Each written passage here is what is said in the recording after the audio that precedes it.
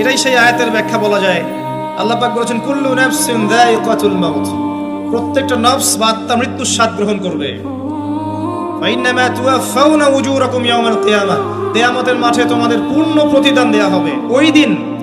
ওই দিন ফামান যুহজিহা আনিন নার ওয়া উদখিলাল জান্নাহ ফাকাদ ফাজ, সেদিন যাকে আল্লাহ পাক জাহান্নাম থেকে বাঁচাবেন, জান্নাতে প্রবেশ করাবেন, একমাত্র সে ব্যক্তি সফল, আর কেউ সফল না।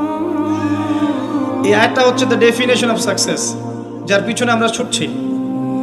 আমরা সাফল্যের পিছনে ছুটি না।